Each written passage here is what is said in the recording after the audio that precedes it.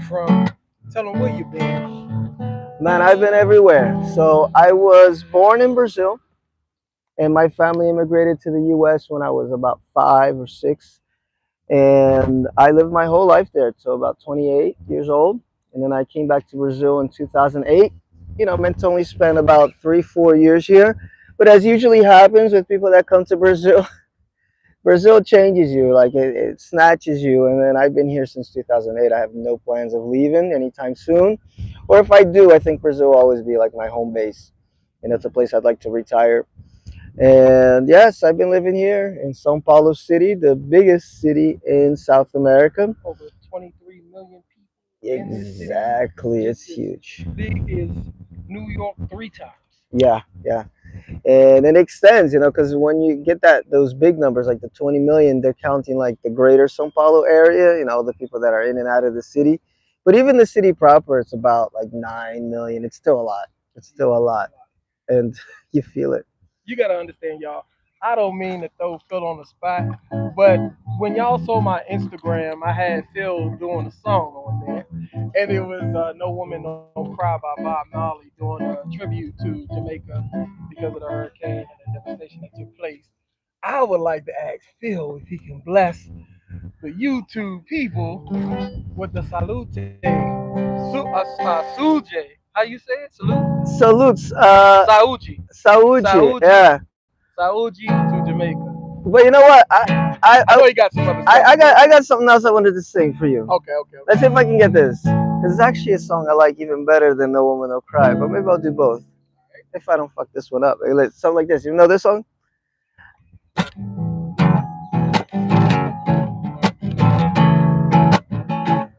I wanna love you and treat you right. I wanna love you every day and every night. We'll be together with a roof right over our head. We'll share the shelter of my single bed. We'll share the same room, and Jah provides the bread. Is this love? Is this love that I'm feeling? Is this love that I'm feeling? I wanna know now. Oh, let me know, let me know now. 'Cause I'm willing and able. So I throw my cards upon your table. I wanna love you, oh yeah, yeah. Love and treat you right. I wanna love you every day and every night. We'll be together with the roof right over our heads. We'll share the shelter of my single bed. We'll share the same room, and Jah provides the bread. Is this love? Is this love? Is this love? Is this love that I'm feeling? Oh, is this love that I'm feeling? I wanna know now. Oh, let me know, let me know, let me know. 'Cause I'm willing and able. So I throw my cards on your table. Yes, yes, yes, yes, y'all. Hey man, that was a surprise for real because I was expecting him to just go into one no woman no cry, but that right there was a Uh, tearjerker for family in Westmoreland, Jamaica. Any of the parishes in Jamaica. The family that had to seek residency in Kingston just for cover. Ones who had to leave for Trinidad just to find some kind of way to live their life until they rebuild. It's real out here in all the parishes in Jamaica, Westmoreland, English, all of those parishes that were affected by the the hurricane. hurricane is So horrible. this right here was a So this is no, but let's go. This is for them. Let's do it because I loved your intro. I love your intro. So this goes out to all the people. There's a lot of people suffering in the world right now, in general. But Straight out of Sao Paulo, out of Phil. said I remember when we used to sit in a government yard in Trenchtown, observing the hypocrites as they mingled with the good people we know.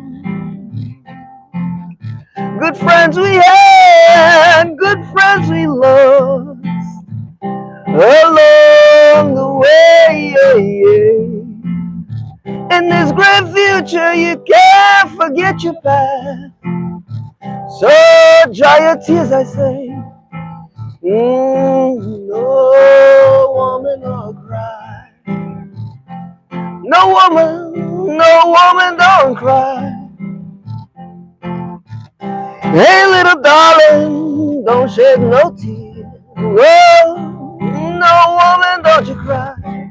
Hey, say, I remember when we used to sit in a government yard in Jersey. And little Georgie would make the firelight as it was logwood burning through the night. And we feasted on cornmeal porridge, of which I share with you. You and my feet were my only care, so I had to pull on through. But while I'm gone, little darling, everything's gonna be alright. Everything's gonna be alright. Everything's gonna be alright. Everything's gonna be alright. Everything's gonna be alright. Everything's gonna be alright. Everything's gonna be alright now. Everything's gonna be said. Oh, woman, don't cry. No woman, don't you cry. Whoa. Hey, little darling, don't shed no tears. No woman, don't you cry. Yeah, I said, don't cry, don't cry, don't cry, don't cry, don't cry, don't cry, don't cry. I said, no woman, don't you cry. Say, everything's gonna be alright. Everything's gonna be alright. Everything's gonna be alright. Everything's gonna be alright. Everything's gonna be alright now. Everything's gonna be alright. Everything's gonna be alright. Everything's gonna be done.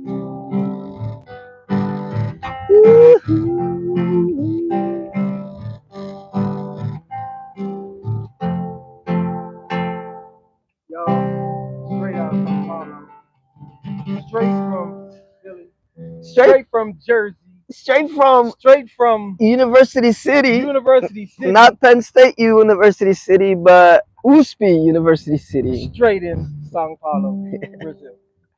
Y'all follow Phil. Phil, tell them where they can follow you on Instagram. Tell them where they can follow you also on YouTube. All right, you can follow me everywhere. So on Instagram, you're gonna get Philrayofc, Philrayofc. If you happen to see an Instagram when you put in Phil that says Phil in Brazil, do not follow that page. My Instagram died on that page, so go to Philrayofc.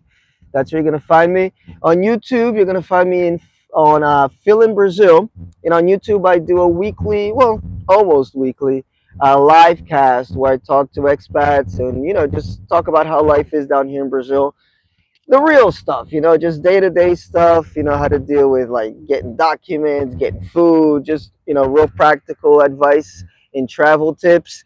And I'm even on TikTok, Phil in Brazil. You can find me there.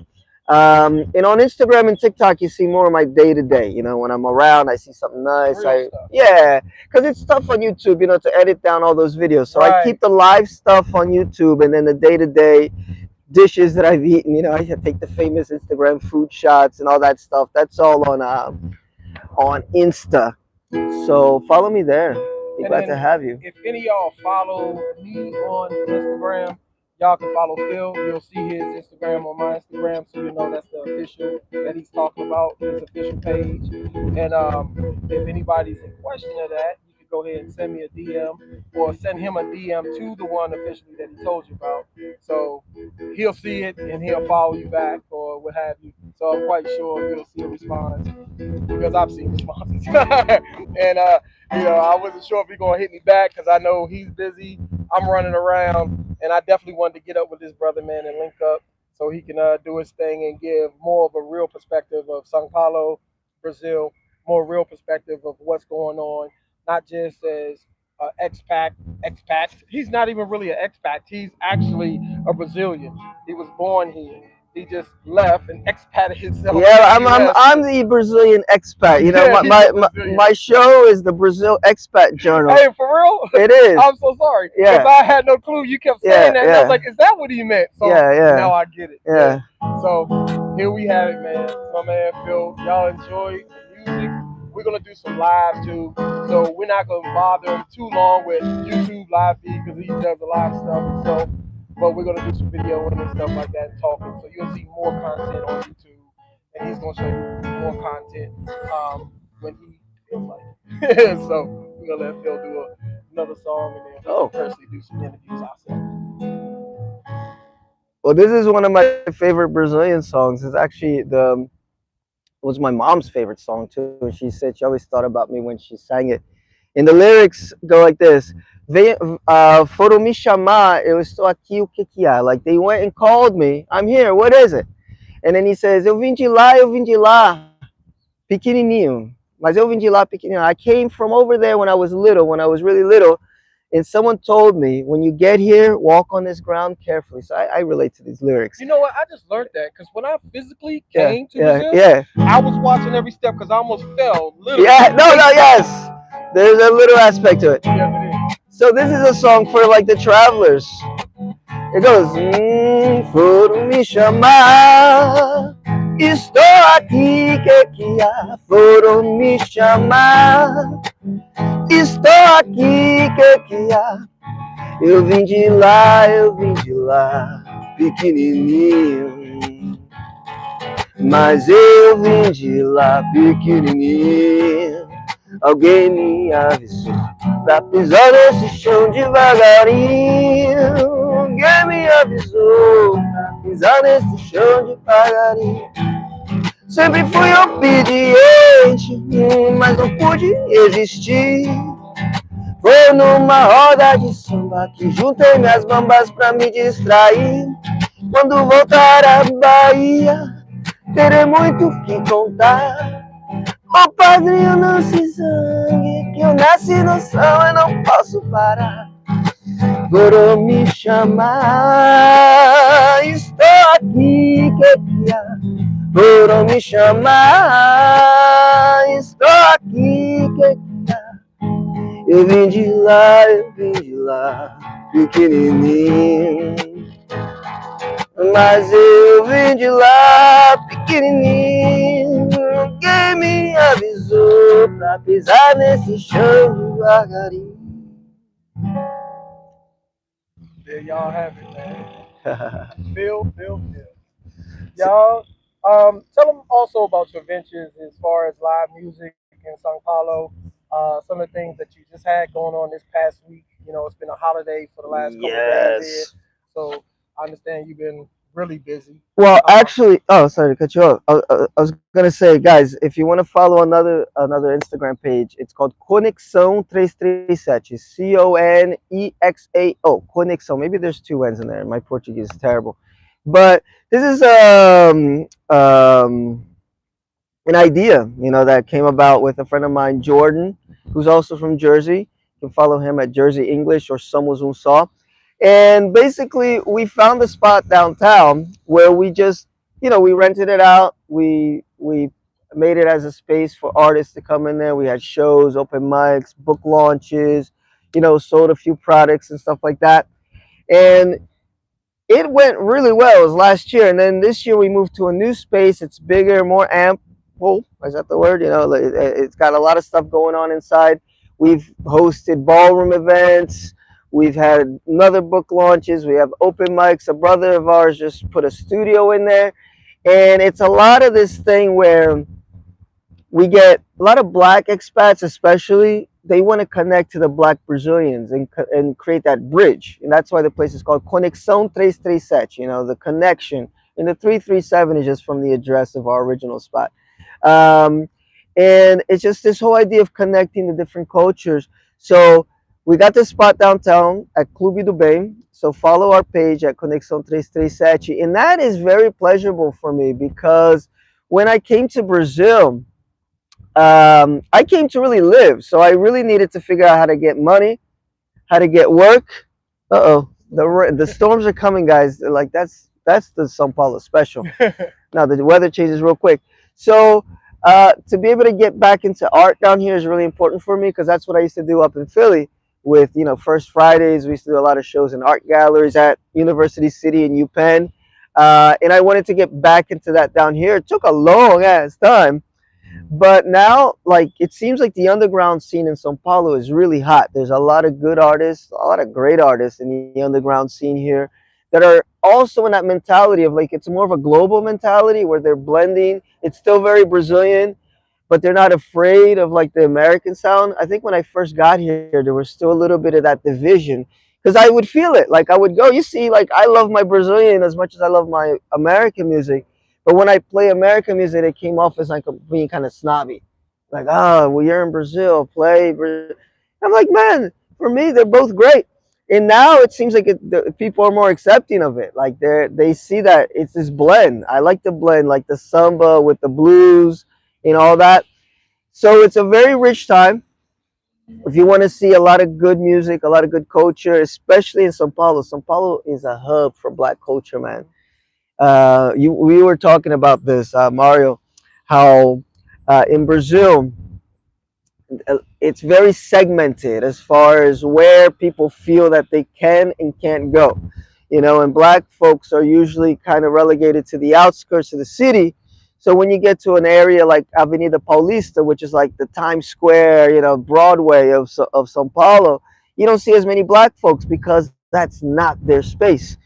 But since I've been here, there have been a lot of movements from the black, you know, from black folks to occupy these spaces. Like literally, just like let's go from the suburbs to boom downtown in mass, and that's changed the configuration of the city, where you see more black folks and where you see our culture. If you go downtown now, like real downtown, like old city downtown, you're gonna get your reggae, you're gonna get your funk music, you're gonna get your R&B, your soul. Whereas before, like 10 years ago, it wasn't. Downtown was only really rock and roll, which I love. I love me my rock and roll, and some reggae. You know, Jamaicans are everywhere. You know that. Brazilians love reggae music. There's a big love connection with Brazilians and reggae. But now you see that it's expanding. So it's a great time if you come to Sao Paulo and you want to, especially if you're a black expat, you just got to know where to go. Because if you do come here and you don't know where to go, you're going to say, Phil's a liar. Because all I see is some white folks and they're all playing, you know, I don't know what the white people listen to. Celine Dion. Or the top 10 of 2010 white girl music. Exactly. But y'all gotta understand, No, just because it's light skinned doesn't mean that they're white. They're well, probably Brazilians here. They're just that light. Yeah, this is true. This is true.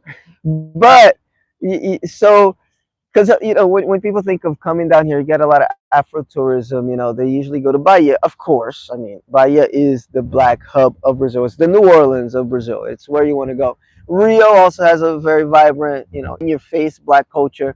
But São Paulo, you come here like what? But by like raw numbers, not per capita, but raw numbers, São Paulo has the largest black population in the country. And very diverse. Yeah, it's just spread out. Well, you know, because you're living out, you're living out in the suburbs. Because you know what happened here, especially. Thank you for putting me on blast. He's like, you're living out in the suburbs. No, but that's the place to live, guys. It's the place to live. That's what you got to do. Like when I first got here, I lived kind of in a central neighborhood, and it bored the shit out of me. I got stopped by the police. I got first place ever in my life I had guns drawn on me was in Brazil. In Brazil? By the police. So I was like, you know what? I'm out of this place. And then I moved, you know, to greener pastures. That is so crazy. Similar to what we got here. Yeah, it Because is I never crazy. would have thought me coming here that would have happened to me. But you being a Brazilian and it happened to you, Yeah, that's crazy. Because it's like I'm trying to leave because of this stuff, yeah. and just to get here to find out that it's I know. everywhere. It It's is. It everywhere. is. It Yeah, is. Well, yeah, it's complicated here, man. The police situation. politics. Although I'm still, a lot of people disagree with me on this, but I'm still more scared of American police than I am of Brazilian police. I really And am. I concur. I agree Yeah, with that. because here, I don't want to get into that, Right, but right, there's right. ways to avoid interactions with the police here. And in the Mind your U.S., business and walk a straight line. yeah, whereas in the U.S., it seems like it can happen anywhere, Anytime and you you can just, walk out your door, you're pulling out your wallet, and then you stick of get, gum. yeah, stick of gum. And where I've been stopped and frisked in Brazil at least 7 or 8 times before. Like it's been a while. I think I lost count. And every time I haven't been scared. I've been just like, just yes sir, no sir, no I don't do any drugs, sir. Uh, and at least none that are on me. Right. And then you walk like Go about your where in business. the U.S. I would seriously like if the police stop Yeah. me, I start shaking, Anxiety. anxiety. So I don't know, but that's just me. I know a lot of people disagree with that because they are killing machines down here. We just had that on the news, in Yeah. The Rio. the the Yeah, electronic truck got hit and they killed the man in broad man, daylight they right in the killed like street. 100 motherfuckers up in Rio. They had this huge police Oh, but did you operation. hear about the one in Sao Paulo? The Oh, man really? had electronics on his truck. Oh, They God. killed the man in the truck and took all the electronics off the Oh, back my of the God. truck. Robbed him Yeah, right on the yeah, highway. yeah. I That, think it was a little bit more to that, not just electronics. of But course. anyway, we're not going to talk about It, that either. exactly, guys, because you can't put your U.S. hat when you're talking about Brazil and when it comes to the police, the bandidos, because it's like a parallel government. It's like this parallel thing that's going on. So you got to judge it by Brazilian terms. It's pretty nasty what happens, but it's just It's they, their politics. yeah, It's their street it's street politics. justice Yeah, basically street justice. because Yeah. what happens is like, okay, law and order, let's lock them up. Man, they're in there, they're out in like 6 months, and then it's just like this. Chain the cycle that continues. Yeah, and not that just shooting them is gonna help because it just don't replace them, but I get it. Like it's fucked up all around. I feel bad, for who? The people stuck in the middle. That's Yeah, what I feel that bad can't for. afford to get out. Yeah, they can't They afford to can't get afford to out, get and out. they're in the crossfire between But we got to look these. at it this way too. Yeah. Like that, the politics is still like that up north in the Western Mhm. Hemisphere in America. For us, you got people in Bronx, Brooklyn, Yeah. areas in the projects or whatever because of their cost, their I don't want to say ethnicity, Mhm. but their economy, their profile, Mhm. and their pay grade Yeah. that they can't afford To to get get out. out. They're not making the money or have the means to leave. So all they Exactly. know is the hood because that's all they can afford. That's all they can afford. So That's. the crime and violence around them continues until they get killed or leave. Mhm. And sad to say, it's like that in Brazil, you guys. If you don't believe it. It And is. like he said, and I mentioned, 23 million people in Sao Paulo. It's 3 times big as New York City, you guys. 3 times. So you imagine the crime. Imagine the Mhm. level. But Yeah. you can't be scared because crime usually happens in gang territories Yeah. or bad situation, wrong time. But it's basically street justice here. Like Yeah. if you're doing some type of business, crooked business, dealing, whatever, then you tied up in some mess, then yeah, it's gonna happen. I'm glad you brought that up. I mean, because it's an important topic. So we'll talk a little bit about that with safety because a lot of people get scared to come to Brazil. And first of all, look where we are. Look, this is beautiful. This is if I'm looking out that way, I'm like 20 minutes from like the downtown area. You can see the buildings. We're not even that far away. Like you can see the buildings over that way. So we're not even like that far out. And this weather is really changing. But you can find places here that are so peaceful. We got our phones out. I got my guitar out. People are running. A little girl just walked by with her phone. It's like what he said. If you see the crime numbers, because it's like what? Usually it's 50 to 60,000 people are murdered per year here in Brazil. A lot of that stuff is happening, one, in a lot of the northeast states and the north states that are very, very, very poor. It's almost like those frontier, like those Mexican frontier cities where the cartels run everything. Yeah, a lot of people are dying in those places. Same things in Brazil, Yeah. Now, if you but go, on an underground level. yeah, but if you go into like Sao Paulo and Rio, which people automatically assume are really dangerous, and you go down the numbers, they're not even in the 50 top most dangerous cities in Brazil because it's so big. So if you go per capita, like the crime here is like minimum, and you can avoid it most of the time if you're just smart. Now, if you're dealing with some shady shit, chances are you're gonna be, You're gonna get the you're consequences gonna get that the come behind it. consequence. Yeah. Now anything can happen anytime. Yeah, but I don't know. I don't walk around. I walk around. You know what? Aware. That's Exactly. one thing And we that. just talked about Yeah, that on our way yeah. here. Like if you see me when walking, like the whole time I'm at, and I can't not do that anymore in Brazil. It's just like it's automatic. At least in São Paulo. When I'm outside of São Paulo in the countryside, then I'm more relaxed. But here you do gotta watch yourself. It is still a city, as relaxed as some parts of it can be. But don't be scared. Just be smart. Even Rio, which I mean, I think I get scared when I'm in Rio. It's a little like there's a lot of shit that. But even then, it's just keep your phones, and don't walk around like a dumbass You don't waving your sit on the phone around. beach talking on your phone, not paying attention, or putting Yeah, your bag down beside you and on your cell phone, not paying attention to your actually, and bag. put down your cell phone, man. Yeah, Actually, in a be alert. way, like it's not a bad thing to just like Take a break. detach yourself from this. Like when I leave the house on the weekend, I leave my phone home a lot of the times, and it's half for safety, but half for like I don't want to be connected. Remember like when we were growing Relax. up. Our We didn't parents, have, yeah, our yeah. parents would be like, just be home before those lights come on, Right, right, right. or There you're was no gonna, cell or you're phone. gonna. It was a street light. We would be the thing we'd be worried about is that belt, and Exactly. not like Exactly. if somebody's gonna rob us. And we're just like free, and it's like, I think it's good sometimes to disconnect. Yeah. And I don't want to use that as an excuse for like, oh, but it's because of the crime. It is because of the crime a little bit. Why you're not taking your phones and shit out.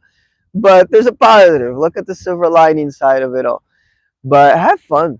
Brazil is a lovely place, man. Lovely people. You know, it's tough in the beginning when you're trying to get set up.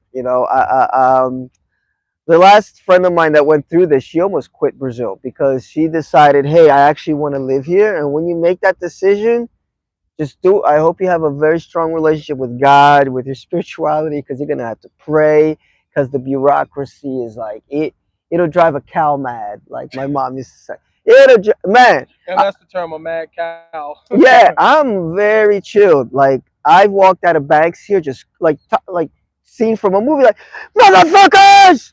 Like I just like people. Give me my Yeah, money. like how can you be so stupid? Like sometimes I'm calling, like, even on the phone, like, "Sei so idiota." Like, are you idiots? Like, just you gotta breathe. Like and then after you're done all the bureaucratic shit, which takes about a year, sometimes a year and a half, you'll be happy you got it over with. You don't have to deal with it as much, and then you can enjoy what Brazil has to offer. But yeah, you'll cry.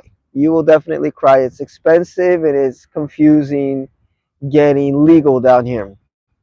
So basically, he's giving you a heads up to be prepared. Basically, giving me a heads up myself to be Yeah, prepared for what yeah, you're going to get involved with. And not just that, y'all. It's in any foreign country coming back. Now, listen to him because he is a native born and raised in Brazil. yeah. He went to the U.S. and now he has come back to Brazil.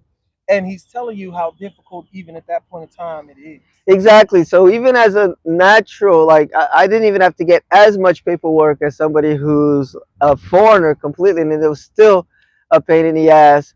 In fact, I think I posted that on my on my YouTube a couple months ago, where I lost yeah. Don't lose your documents, man. I lost a document and I had to go and get it.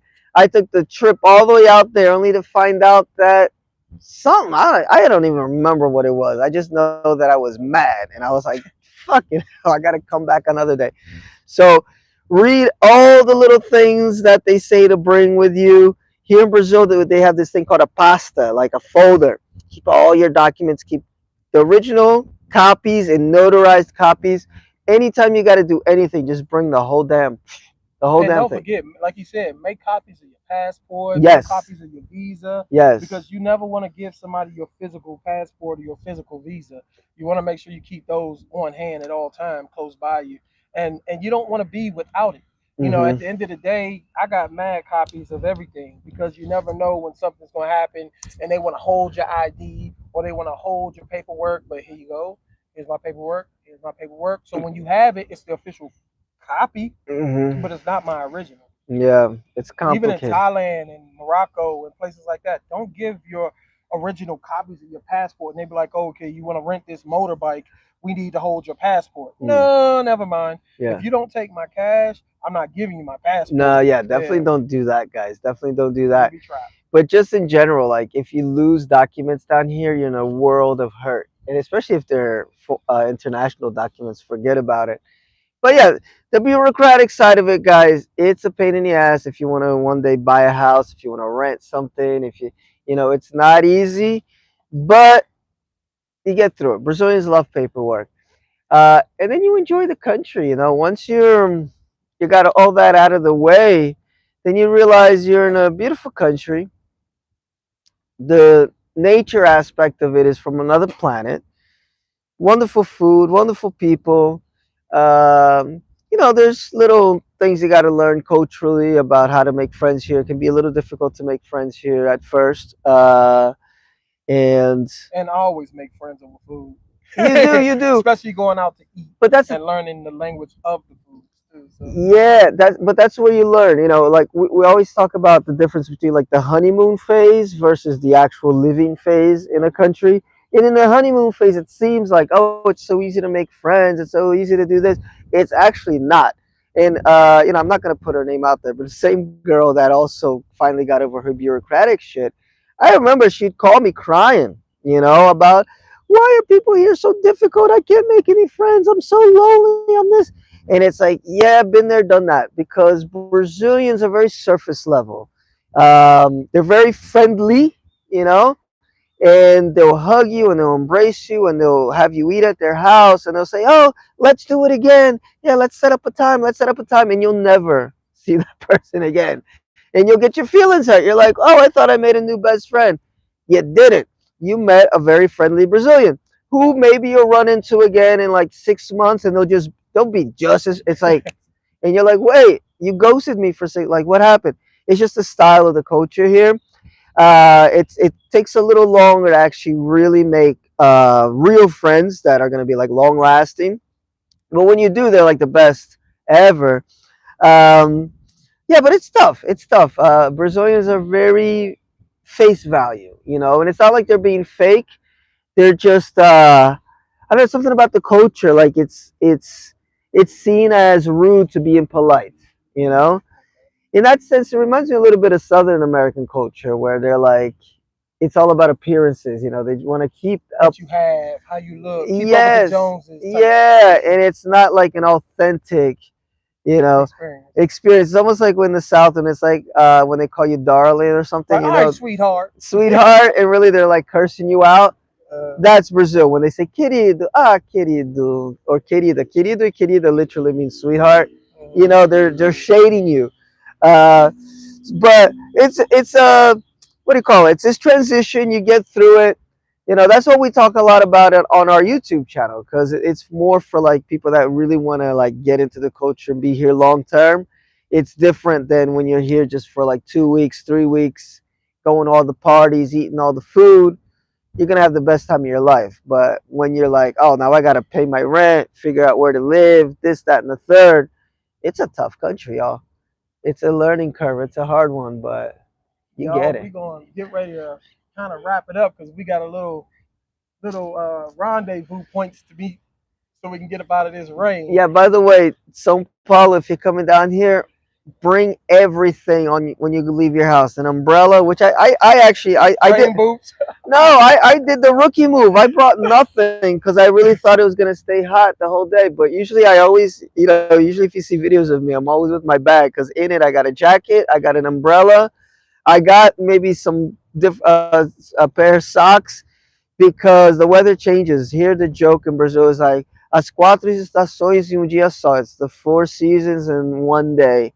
The weather will shift on you, and in fact, it Y'all, looks like it it's it just shifted. It's looking like it's gonna blow over us, but it's right beside us and it's yeah. coming a little bit. And here, where we are has one of the highest rates of lightning strikes in Sao Paulo. I'm glad he just told me that because we Yeah, are about to wrap it up. yeah, we got to wrap it up because we're under a lot of trees and a All lot of right, y'all. open We right in fields. the lightning bolt central, so we Yes, about to get out of here. Even the butterflies getting out of here. If I can yes. show y'all the Hey, look at butterflies that leaving. thing. Then that thing right Yeah, look, there. and we got something that transmit a lightning bolt. That's gonna Look, attract the it's gonna lightning hit bolt. right here. So yeah, But we about to get out of here, y'all. Appreciate it. Stay tuned. We're gonna do some more recording and all that good stuff. And appreciate you, Phil.